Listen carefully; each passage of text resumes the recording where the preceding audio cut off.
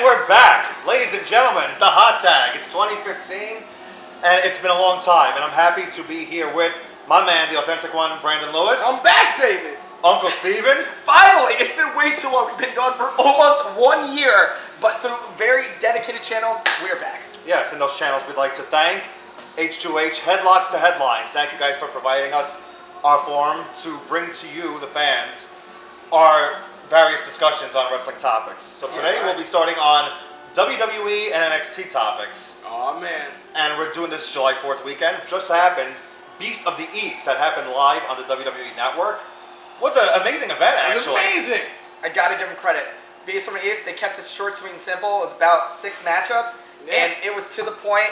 Opening up with a dream match with Adrian Neville, now Neville. They also cut the whole new sensation. They just call him the Gravity for God, which I prefer anyways. But jumped right to it with Neville versus Jericho, which was excellent. Is it just me, or does every time Jericho goes to Japan, he just gets whatever match he wants? It's like he had that. I heard about this amazing match with Cesaro. I heard about other amazing matches he had in Japan. This time we get to see it. It's him versus Neville, and it's a great match. Yeah, and it felt great. I could not sleep, and I was there tuning in live at 5 in the morning. So thank you, WWE Network. I appreciate that. Yeah, I caught it yesterday, later in the day, so I wasn't... Yeah, I caught it later in the day, too, 5:30 in the morning. But I completely understand, and thank you for all the people overseas that watch Raw at whatever time you watch it for. That's weird. But we all have 5:30 in the morning. Wow, that's dedication. It is dedication. But in any case, you opened up with an excellent matchup. And what were your thoughts on that one? I mean, I thought it was great. You had that. You also had making his return, in-ring return to WWE after his WrestleMania match. And he's back in the WWE, and he's got a lot coming up now. It's going to be the Summer of Brock. Yeah, putting a beat down on Kofi Kingston of the New Day. And you know what? They at least had the decency not to bury Kofi Kingston. He actually got some offense in this match, even though it was about maybe 5 minutes. But it was good. I enjoyed it. It was really good. See, oh my God. Kofi got beat. Hey man. Kofi's been around the WWE for I feel like well over 10 years now. And he shows how well. I think he's been better as a heel than he's ever been as a face. Watching him work against Brock Lesnar, they had the trust in him to do it. And then he got the massive beatdown. And thank you, Brock Lesnar, for that. Everyone enjoyed it. And I gotta say, this is absolutely true, but Brock's intensity, that type of intensity that he brought to the table that night, and in general, having come from the UFC very recently, it's insane. His attention to detail, his character is just vicious, and I love how it translates into the pro wrestling world. Brock, as it says, Brock is a beast, and he shows it every time he is out there. You literally think he's going to kill someone each time he's out there. It's just scary to watch him. That look that he gave, I was trying to show it to these guys and specifically. So if someone goes out of there, our fans tuning in, you guys always, for the record, please, if there's anything you guys want to drop by, don't hesitate to leave comments. Always got to throw that in there. But in any case, the face on Brock, when he was done demolishing New Day, when he turned around, it looked like he had conquered a land. And that's the type of thing, I'm telling you, that's the type of look and intensity I would love to see in very many workers in not only WWE, but in the indies and in wrestling in general. Well, we can take that to a whole different place, but staying on Beast in the East, I mean, the triple threat match with Paige, Nikki on the road to 300, and Tamina Snuka. I thought it was a pretty good match. I'm liking the WWE Women's Division now because I feel like they're trying to keep up with the women on NXT. And I feel like, and I think they have a bit to go because NXT women are doing incredible. Paige comes from there. Right. But I do think the Divas division on Raw, and the main Divas division has stepped up, and I feel like they're trying to stay on that level. They also lost AJ Lee, which is a big, I gotta say, that was a big drop, having lost in that division. And I gotta say, as you were alluding to, I do give the edge to NXT women. Definitely, but since then, Brie has stepped it up. She really has. She stepped it up before AJ has. Nikki is a completely different type of wrestler than her sister, and she has definitely stepped it up. Naomi has improved. Naomi has improved. So this triple threat match with Paige, Nikki, and Tamina, I thought it was cool bringing Tamina back into the picture, and the match itself, I'm interested in seeing where the road to 300 goes. So next, the next match I believe was... the hugest news, I think, coming out of the night, Finn Balor became the new NXT heavyweight champion, defeating Kevin Owens, the man who's been on a roll, taking the WWE by storm. Yeah. Yes, and probably one of the most meteoric rises in all of WWE history. Let me tell you, I haven't seen.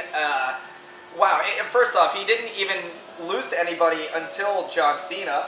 And in his WWE tenure / NXT, even though it's pretty weird the way. I mean, actually, I gotta credit them. I like the cultivating and I like the mixture of the brands. And I mean, it's like a subsidiary. Just don't do it too much. Just don't do it too much. Yeah, but I do like what they're doing in relation to Owens and Cena. So it was great to see Finn Balor come out on top. I'm a huge fan of his, even when he was Prince Devitt, and he transitioned. As soon as I saw him enter that demon state in the indies, I always thought that was something that was going to be special and unique, and he has a very, very bright future. This man, I guarantee, will be headlining WrestleManias. I agree. I love his entrance. Everyone else does. It's the whole T-shirt. You know what I mean? Yes. Yeah. You know that we're marketing the demon. I think the smartest thing they did is do everything they could to promote Finn Balor. I should say. Balor. Because I can tell who's Hispanic and Irish. Yeah. I'm sorry. But it comes out sometimes. But I love the way that they've been promoting him over the past month, because I think he needed that rub with Kevin Owens getting the wins over Cena. I think Balor needed a little something extra. The way they've been promoting him and getting people who are, I mean, why wouldn't you be on his side? But I feel like he really pulled whoever was maybe new to who he is on his side with the promos that have been on NXT. Yes. And once the match came, and they did not disappoint, wonderful match. And we have a new champion, and I think the perfect person representing what NXT is supposed to be, Finn Balor. Absolutely well said. I can't agree enough. You've just mentioned it. Those promo packages they put together, the documentary, seeing these wrestlers beyond their character is something I've always loved. I love seeing what brought them to the table, what their roots are. It's such an excellent backstory. It gives you another attachment that you would not get from something like a promo or seeing a wrestling match. Seeing that extra side of a wrestler is something so unique. And that 3-part package that they did on various weeks of NXT for Finn Balor was pure excellence. Go out of your way on the network to watch it. I think they actually put them all together as one special. That's awesome. Package. So go watch that. But now speaking about the Void now, well, not the Void, but Balor is the new champion of NXT. That leaves room open for Kevin Owens now at Battlegrounds, which is the next WWE pay-per-view and live event on July 18th, when he faces John Cena for the WWE United States Championship. You think he's taking it? You know, I think he will. I think Kevin Owens will take it. He's 1-1, but he took the first match against Cena, which shocked the world. I was shocked, and I was marking out at home for it. I thought it was marking amazing. out, bro. It was 2 fantastic matches. I think it's Owens' time. Yeah, I honestly, it was a very quick push, in my opinion, but I gotta agree that the timing right now is, while he's very hot, the fans are super into it, they're loving, they're giving all the hate in the world, and Cena's the perfect antithesis of someone. You have a superhero body type versus your, what? That was a big word. No, antithesis. Not that dumb. Superhero. For those at home who don't know what antithesis is, that's the opposite. English major working out here. But in any case, the antithesis, yes. We have the superhero body type of John Cena versus your casual Joe Schmo everyday look, if you will. He's even said that, he's referenced that himself. So it's not just me saying it, but Kevin Owens has referenced this. So you have 2 very different worlds colliding, and I think it's a great dynamic to see Cena versus something like Kevin Owens. I think it's a perfect time to put on Owens. Okay, yeah, because I was about to say, all right, that's nice, antithesis and everything, but who's taking it? You put it on Owens. That's what I'm going with, brother. And that's 2 for Owens. I'm not going to tag either of you guys. Whoa. Personally for me, the Cena Open US Challenge has been my personal favorite highlight of Raw. And it's turning even the biggest Cena haters into... All right, I'm not going to cheer for him, but I'm still looking forward to this match. It's pretty cool. His matches. They've been beautiful, and I know detractors are like, oh, it's because of the people he was working with. You can only credit that, but so many times before you can realize he can put together a DVD based on these matches alone. That said, I'm going to stick with Cena because I think the U.S. Open Challenge has a bit to go. I think there's more room for it. So we're going to tag on this side. We'll tag on this. I like the analysis. That's old school right there. Yes. Because that's vintage hot tag. Vintage hot tag. We just brought it back. I'll just have my wine. Yeah, there you I go. don't need a tag. No tags. He gets a wine wine gulp, if you will. There you go. So we'll stay on the topic of Battleground now, and Beast of the East. Brock Lesnar made his return. He gets his rematch finally for the WWE World Heavyweight Championship against Seth Rollins. Because he was actually never pinned at WrestleMania. He was not. And he Brock Lesnar. That's my pick. Brock. No questions asked. I got to give credit to Seth Rollins because when I looked at the members of the Shield when they were together with Roman Reigns, Ambrose, and Seth Rollins, I got to say, not to lie here, I thought he was going to be the one that was written off, sent back to NXT. We were never going to hear from him again. And actually, he's done the most. So I give credit to Seth Rollins turning heel and actually becoming the biggest, highlight star of the Shield. Well, shame on you for putting any sort of doubt on Seth Rollins, the first ever NXT champion. So, Tyler Black himself, man. Exactly. Always been a fan. Even in Wrestling Society X. So you guys should tune into that. He was tagging with Judy Jacobs. But I'm still giving it to Brock. For all the credit that I have, I think it's time for Brock to get the belt back. I think he brings a level of excitement that other people don't bring.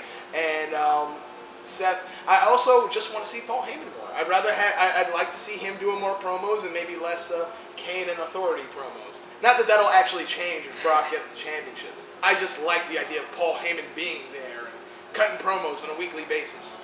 As for my pick, I think I'm going to end up giving you a tag, though, because I do like Brock.